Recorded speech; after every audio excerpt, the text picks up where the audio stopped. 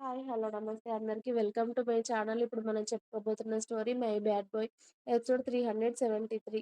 బాబుకి దూరంగా ఉండలేక రుద్ర మళ్ళీ వచ్చి డాక్టర్‌తో మాట్లాడొచ్చి బాబు ఉన్న రూమ్ ముందే కూర్చొని ఆ రూమ్ వైపే చూస్తూ ఉండిపోతాడు. సెక్యూరిటీ వచ్చి "సార్ మీరు ఫ్రెష్ అవ్వలేదు. మీకోసం పక్కనే హోటల్‌లో రూమ్ కూడా తీసుకున్నాం సార్.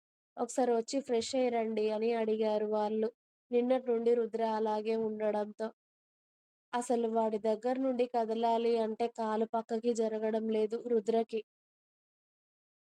అలాంటిది కొడుకుని వదిలి ఎలా వెళ్ళాలి అనుకుంటూ ఉంటాడు. డాక్టర్ గారు రుద్రని అలా బాధగా చూసి, "బాబుకి ట్రీట్మెంట్ చేయడంలో ఎలాంటి లోటు ఉండదు సార్. కావాలంటే మీరు సెక్యూరిటీని కూడా పెట్టుకోవచ్చు. వెళ్ళిరండి సార్. మీరు వచ్చినప్పటి నుండి ఇలాగే ఉన్నారు. పైగా చాలా దూరం ప్రయాణం చేసి వచ్చారు కదా" అని డాక్టర్ గారు చెప్పారు. "మనతో వచ్చిన డాక్టర్స్ ఎక్కడున్నారు?" అని అడిగారు రుద్ర సెక్యూరిటీని. "వాళ్ళకి కూడా సెపరేట్‌గా రూమ్స్ తీసుకున్నాం సార్. వాళ్ళు వెంటనే ఫ్రెష్ అయ్యి మళ్ళీ బాబు దగ్గరికొచ్చారు.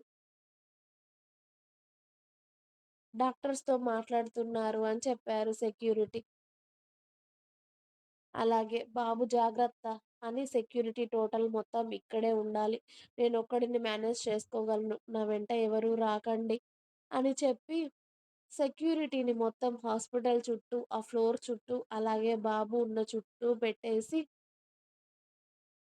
అతడి మొబైల్‌లో వీడియో ఆన్ చేసుకొని హోటల్‌కి వెళ్లి ఫ్రెష్ అయ్యి కనీసం మళ్ళీ పచ్చి మంచి నీళ్లు కూడా ముట్టుకోకుండా మళ్ళీ హాస్పిటల్‌కి వచ్చేసాడు రుద్ర. వచ్చిన స్పీడ్‌కి వాళ్ళు షాకయిపోయారు. కానీ రుద్రతో ఏదైనా తినిపించాలి అన్నా, తాగించాలి అన్నా వాళ్ళ వల్ల కాదు అనుకుంటూ ధైర్యం చేసేశారు. "ఏదైనా ఫుడ్ తీసుకురమ్మంటారా?" అని అడిగాడు. కానీ రుద్ర సమాధానం వద్దు అని రావడంతో వాళ్ళు ఏం చేయలేకపోయారు. ఆ రోజంతా హైదరాబాద్‌లో నుండి వచ్చిన డాక్టర్లు, నర్సులు ఇక్కడ ఉన్న డాక్టర్స్‌తో మాట్లాడి, ఇక వాళ్ళు వెంటనే తెల్లవారి మళ్ళీ తిరిగి ప్రయాణం అయిపోయారు హైదరాబాద్‌కి ఫ్లైట్‌లో. బాబుకి ట్రీట్మెంట్ నిర్విరామంగా జరుగుతుంది. పుట్టిన పసికందు ఎప్పుడు ఆ ట్రీట్మెంట్‌కి సరైన విధంగా సహకరిస్తాడో చూడాలి. వాడు ఎప్పుడు మెలకువలోకి వస్తాడో చూడాలి. ఎన్ని దేవుళ్ళకి మొక్కుకుంటున్నాడో రుద్రకి తెలుసు బాబుకేం కాకూడదు అని. ఇక్కడ డాక్టర్లు కూడా బాబుకు జరిగింది చెప్పడంతో అందరూ బాబు గురించే, శ్రావణి గురించే భగవంతుడిని వేడుకుంటూ ఉన్నారు. అప్పటికే వాళ్ళకు తెలిసిన గుళ్ళల్లో పూజలు, హోమాలు, అర్చనలు చేయిస్తున్నారు. శ్రావణి గురించి, బాబు గురించి. వేద కూడా అందరూ హాస్పిటల్‌లో ఉండడంతో రోజు ఉదయాన్నే గుడికి వెళ్లి శ్రావణి, బాబు బావుండాలి అని మొక్కుకుంటుంది. శౌర్య పిలిచినా కూడా సైలెంట్‌గా ఉంటున్నాడు తప్పితే ఎవరితో మాట్లాడడం లేదు.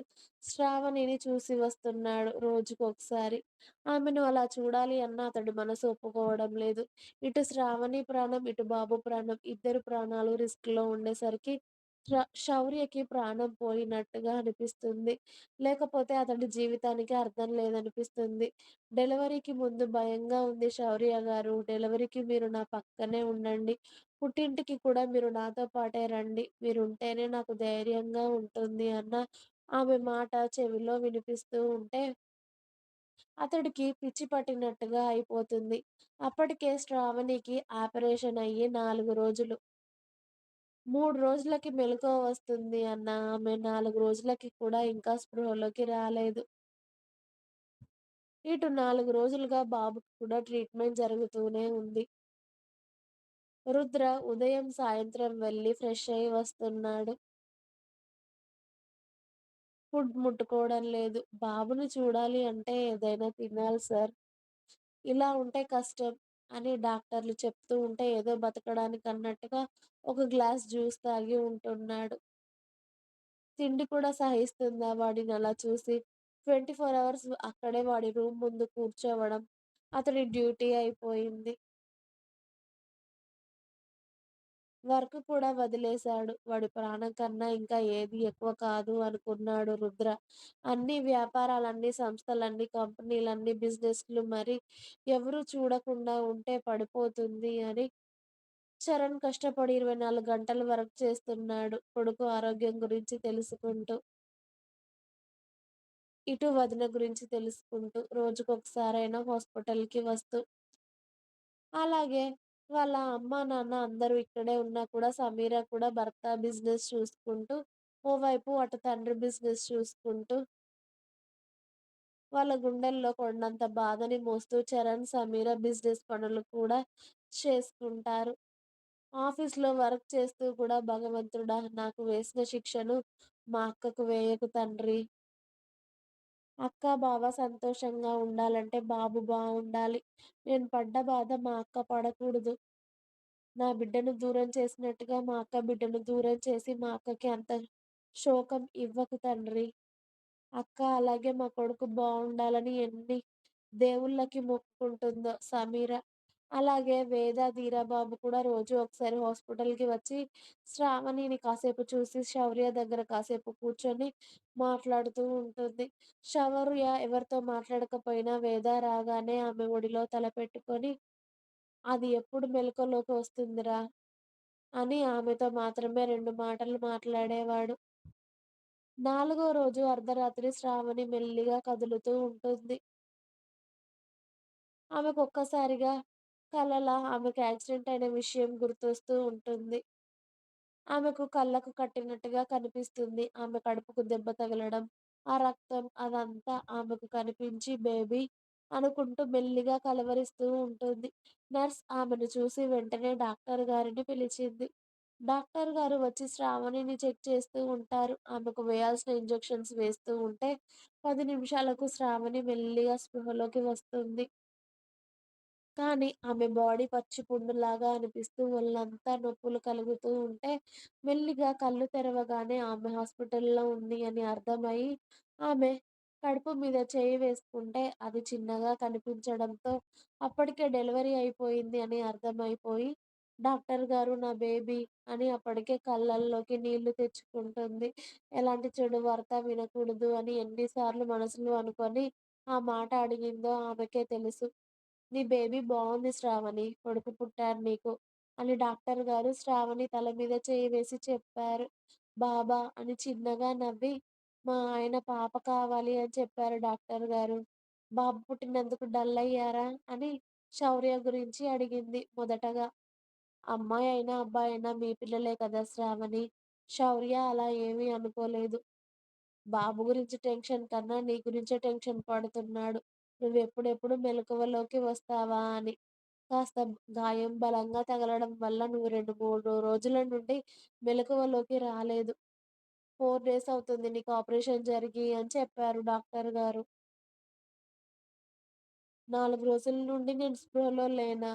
అయినా నా బాబుని 4 రోజుల నుండి చూడలేదా నేను? మరి నా కొడుకెక్కడ మేడం? నాకు చూపించరా? అని శ్రావణి అంత నీరసంలో కూడా ఆత్రంగా అడుగుతూ ఉంటే, ఇది జాగ్రత్తగా విను. నువ్విప్పుడు ఎలాంటి టెన్షన్ పడకూడదు. ఎలాంటి కంగారు పడకూడదు. బీపీ కూడా పెరగకూడదు. నువ్వసలు ఎంత ఆరోగ్యంగా ఉంటేనే నీ కొడుకు కూడా అంత ఆరోగ్యంగా ఉంటాడు. ఆ తర్వాత నువ్వు నీ కొడుకుని చూసుకోగలవు. టెన్షన్ పడవు కదా! ఇప్పుడు నేను చెప్పే విషయానికి అని మెల్లిగా ఆమె చెప్పే విషయానికి ముందుగానే శ్రావణిని ప్రిపేర్ చేస్తూ ఉంటారు డాక్టర్ గారు. అలా చెప్తూ ఉంటే శ్రావణికి భయం వేసి ఏదో జరిగింది అని మనసు చెబుతూ ఉంటే, గుండె వేగాన్ని తగ్గించుకుంటూ నా కొడుకు బాగానే ఉన్నాడు కదా డాక్టర్. వాడికి ఏం కాలేదు కదా యాక్సిడెంట్‌లో అని అడిగింది. బాబు బానే ఉన్నాడు శ్రావణి. కానీ నీకు యాక్సిడెంట్ జరిగినప్పుడు అది నీ స్టమక్‌కి కూడా తగిలింది కదా! నీకు అలాగే బాబుకి కూడా అది బలంగా తగలడం వల్ల బాబుకి హెల్త్ కాస్త సీరియస్ అయ్యింది.